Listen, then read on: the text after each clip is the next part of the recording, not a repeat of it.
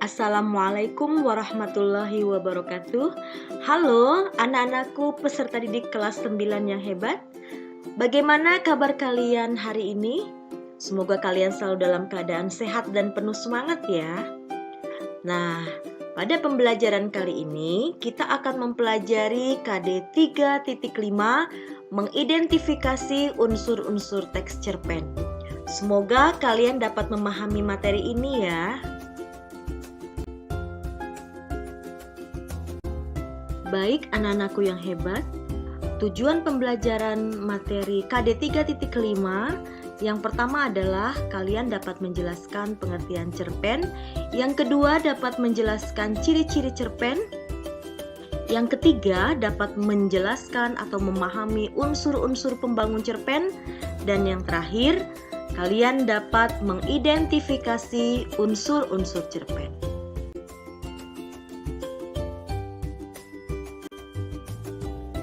Cerpen merupakan format karya sastra yang mudah sekali kita temukan. Sebenarnya, apa sih yang dimaksud dengan cerpen? Cerpen atau cerita pendek merupakan salah satu jenis karya sastra berupa karangan fiktif yang mengisahkan sebagian kisah kehidupan seseorang yang diceritakan secara ringkas, yaitu kurang dari 10.000 kata, berfokus pada satu orang saja dan biasanya selesai dalam sekali baca. Apakah kalian tahu ciri-ciri cerpen?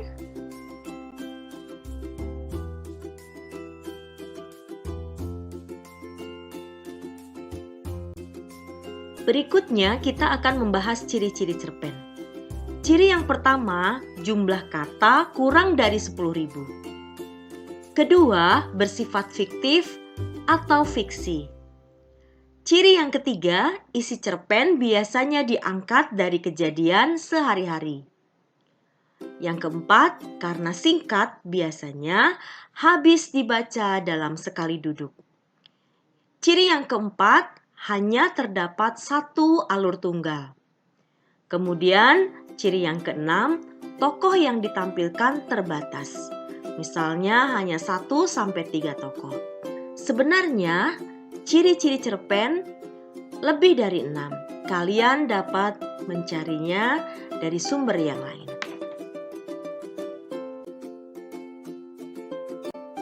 Setelah mengetahui ciri-ciri cerpen, ada baiknya kalian juga mengetahui apa saja unsur pembangun cerpen. Ternyata ada 2 loh. Yang pertama, unsur intrinsik. Unsur intrinsik adalah unsur yang ada dari dalam cerpen itu sendiri. Yang kedua, unsur ekstrinsik. Apa yang dimaksud dengan unsur ekstrinsik? Unsur ekstrinsik adalah unsur yang berasal dari luar cerpen.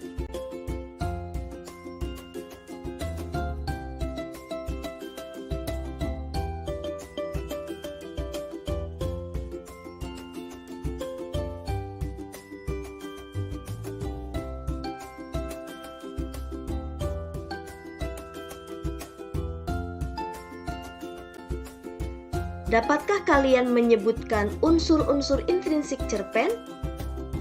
Ya, jawaban kalian benar.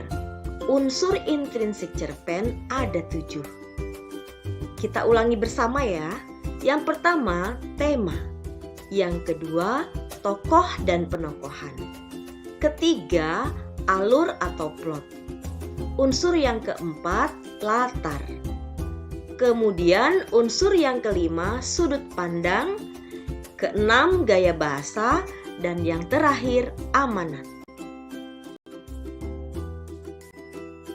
Berikutnya, mari kita bahas unsur intrinsik cerpen satu persatu. Kita mulai dari tema. Apa yang dimaksud dengan tema? Tema adalah gagasan utama yang ingin disampaikan oleh pengarang dari sebuah cerpen. Tema merupakan jawaban atas pertanyaan apa yang diceritakan dalam cerpen tersebut, atau bercerita tentang apa cerpen tersebut.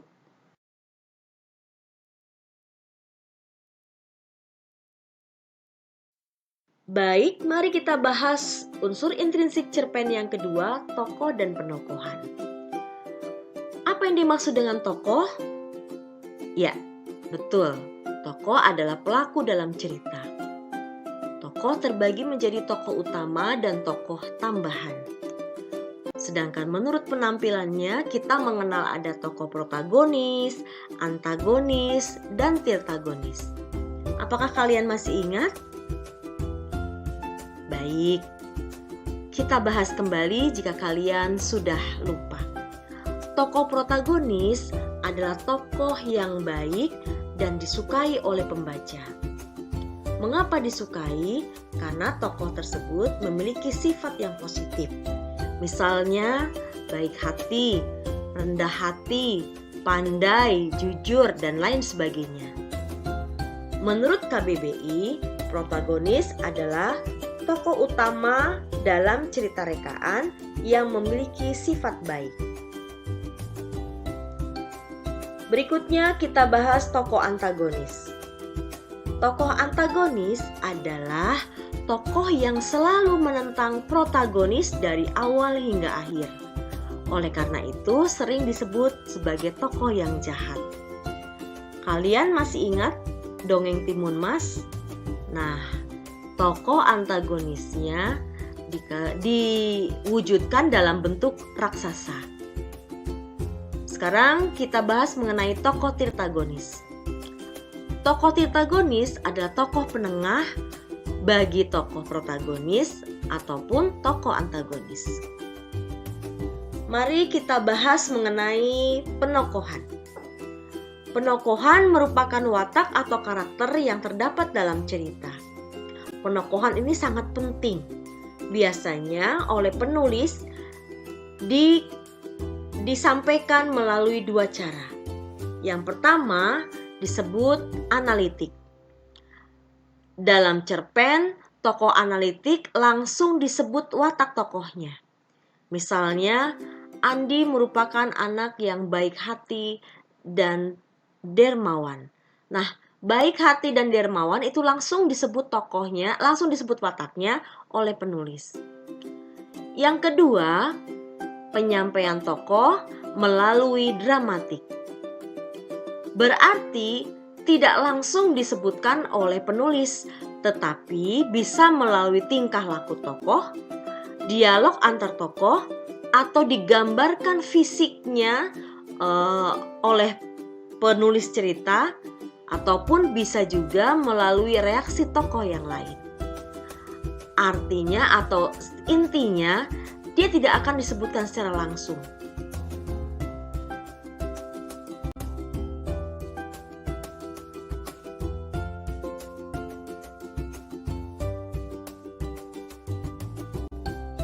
Unsur intrinsik cerpen yang ketiga adalah alur. Alur ini sangat penting.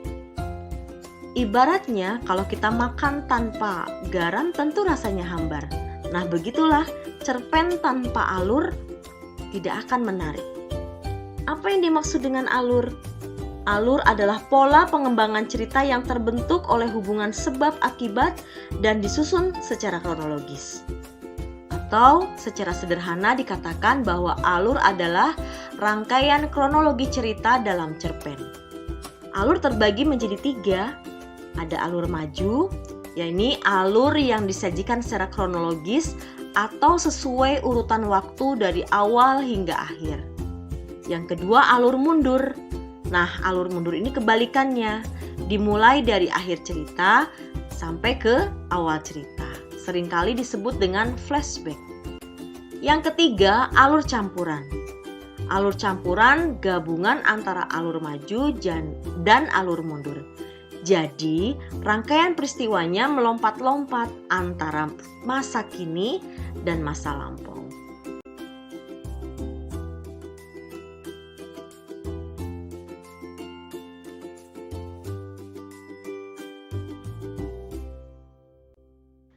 Anak-anakku yang hebat, mari kita bahas unsur intrinsik cerpen yang keempat. Latar. Latar adalah gambaran tempat, waktu, dan suasana dalam sebuah cerpen. Mari kita bahas satu persatu. Latar tempat. Latar tempat adalah latar yang menjelaskan di mana kejadian atau peristiwa dalam cerpen tersebut. Sedangkan latar waktu adalah latar yang berhubungan dengan kapan kejadian atau peristiwa terjadi dalam cerpen tersebut. Yang terakhir, latar suasana. Latar suasana adalah latar yang berkaitan dengan situasi atau keadaan dalam cerpen tersebut.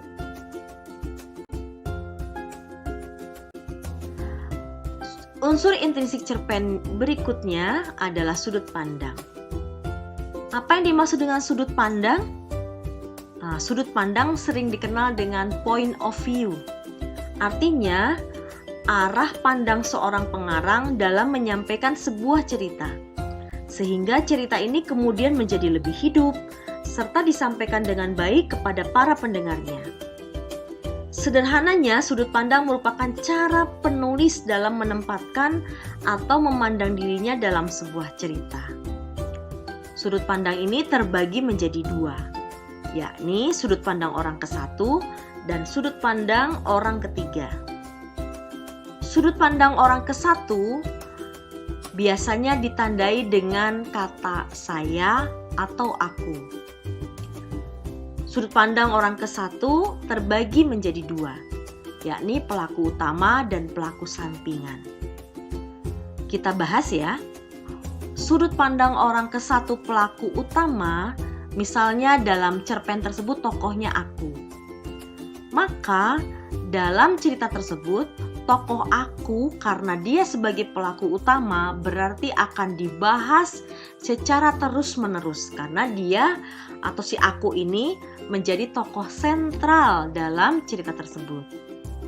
Bedanya dengan orang ke-1 pelaku sampingan, tokoh aku dalam cerita tersebut tidak dibahas secara terus-menerus atau tidak dibahas secara sentral karena ada tokoh lain juga yang dibahas yang kurang lebih porsinya hampir sama. Jadi tokoh aku dia tidak sebagai pelaku utama, jadi sebagai pelaku sampingan. Untuk sudut pandang orang ketiga dapat ditandai dengan nama tokoh. Misalnya tokoh dalam cerita tersebut Anita, tokohnya namanya Bahni. Nah, tokoh orang ketiga ini selain nama tokoh, ada juga menggunakan kata ia, dia untuk tunggal, dan mereka untuk jamak. Sudut pandang orang ketiga ini dibagi menjadi serba tahu dan terbatas. Kalian dapat membedakannya? Nah, untuk tokoh serba tahu berarti secara jelas atau mendetil tokoh tersebut itu diketahui wataknya, bahkan jalan pikiran tokoh pun apa yang diucapkan dalam hati itu dapat diketahui. Nah, ini berbeda dengan sudut pandang orang terbatas. Untuk sudut pandang orang terbatas, ini hanya diketahui apa-apa yang terjadi di depannya. Untuk untuk jalan pikiran tokoh tidak diketahui. Karena itu disebut orang ketiga terbatas.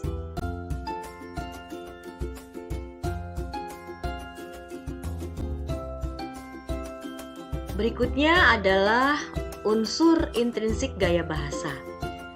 Gaya bahasa merupakan ragam bahasa yang berfungsi untuk memberikan kesan yang lebih menarik dengan menggunakan majas.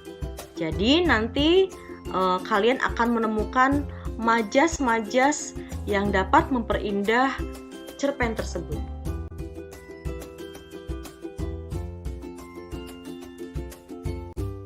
Nah, tibalah kita pada unsur intrinsik cerpen yang ketujuh, yakni amanat. Amanat adalah pesan moral yang ingin disampaikan pengarang melalui cerita. Apakah kalian bisa menemukan amanat? Tentu bisa, jika kalian membaca cerpen tersebut dari awal hingga akhir. Nah, amanat ini dapat disampaikan pengarang baik secara tersurat maupun secara tersirat.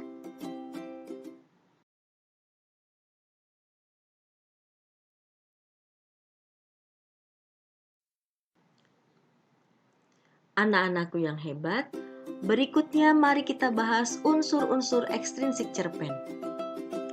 Unsur ekstrinsik adalah unsur yang berada di luar karya sastra itu, tetapi secara tidak langsung mempengaruhi hasil karya sastra tersebut. Unsur ekstrinsik cerpen yang pertama adalah latar belakang pengarang. Latar belakang pengarang tentu saja mempengaruhi cerpen tersebut. Misalnya, riwayat hidup penulisnya berasal dari daerah mana, kemudian bagaimana kondisi psikologis pengarang tersebut, dan aliran sastra penulis cerpen tersebut. Kemudian yang kedua adalah latar belakang masyarakat. Kondisi masyarakat tentu berpengaruh kepada cerpen. Apa saja yang termasuk latar belakang masyarakat? Ada 4. Yang pertama adalah ideologi negara, kondisi sosial, kondisi ekonomi, dan kondisi politik. Yang terakhir, unsur ekstrinsik cerpen adalah nilai yang terkandung dalam cerpen.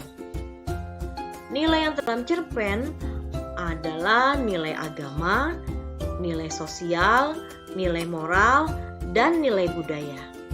Itulah unsur-unsur ekstrinsik cerpen.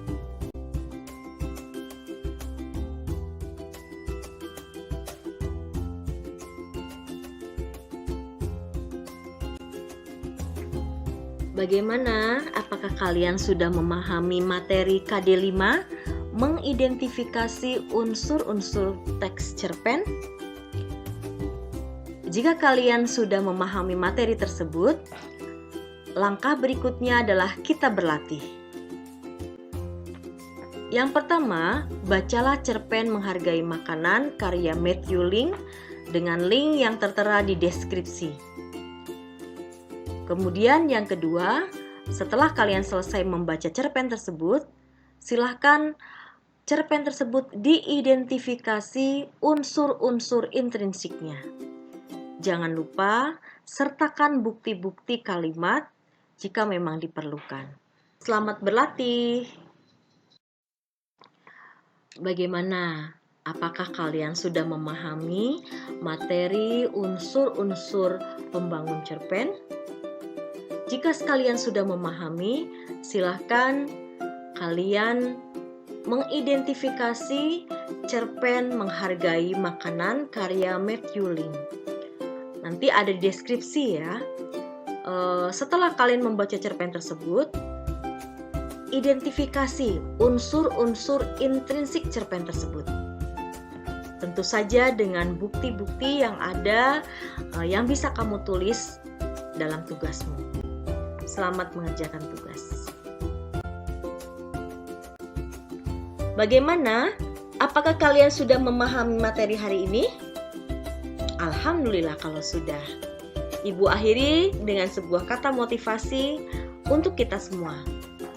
Masa depan adalah milik mereka yang menyiapkan hari ini. Terima kasih, sampai jumpa di materi berikutnya. Assalamualaikum warahmatullahi wabarakatuh.